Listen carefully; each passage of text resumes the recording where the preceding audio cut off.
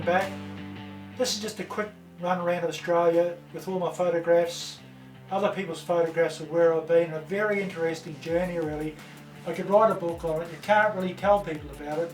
If you need to know anything else, subscribe to Kolesnikov Productions and ask questions, send messages, and I'll reply to them, or we'll do our best to reply.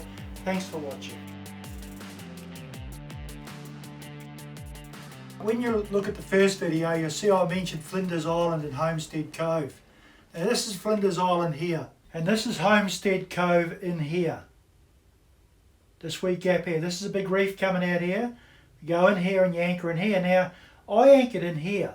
You'll see from the photograph that we're going to show you that off this point, there's a wee white patch in the ocean. That's where I should have anchored. So when I anchored, I moved out to the white patch and anchored with Johnny Theakstone, and in the morning the breakers were breaking right across the front, but it was quite safe. This boat's 60 feet long, so it wasn't like it was I just pushed out through them. It was all white water.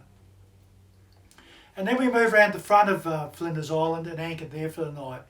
So you'll see from the photograph and the chart picture where Homestead Cove was. Relentlessly move forward up to Scale Bay.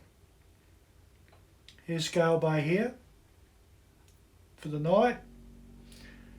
Now this is the place to anchor in Scale Bay, but I anchored here. I anchored in the wrong place, and it blew southeast 30 to 40 knots, and it was so shallow the boat was all over the place. In the end, it loosened my bowsprit. My anchor runs off my bowsprit.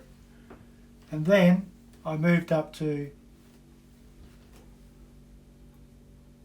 Streaky Bay. Now you've seen pictures of Streaky Bay. We'll show you more. But here's basically the chart of Streaky. Coming down through here. It's very shallow. There's only you can't wander off the channel too far. And in Streaky Bay, I tied to the wharf. Best wharf I've ever been on, I reckon. And probably the fantastic hospitality from the people around there. I needed 2 stainless bolts made. And I was standing on the wharf whinging to some fisherman, some tourist, that I needed some bolts made. Anyway, it was probably 35 to 40 degrees Celsius. About 3 o'clock in the afternoon, I walked down to the end of the wharf, to the town end, and there's an old man there, older than me, crouched over, and he said, "Are you the bloke that wants those bolts made?" I said, "Yeah." He said, "This is my grandson's card. He owns Westside Engineering. He'll make them for you." That old bloke had been waiting down the wharf there for I don't know how long to give me that card.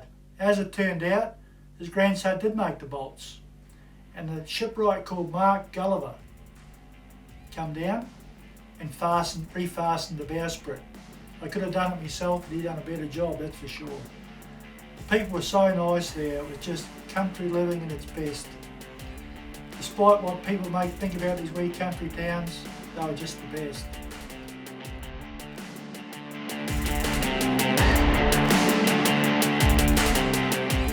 That's the end of the video. I've tried to do it really quickly because I didn't have a lot of time, but if you need to have a look or good look at it, just subscribe to Kolesnikov Productions and you'll be able to see it all.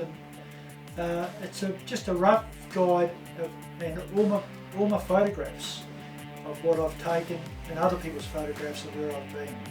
An interesting journey about how great Australia really is. So thanks very much for watching, and goodbye.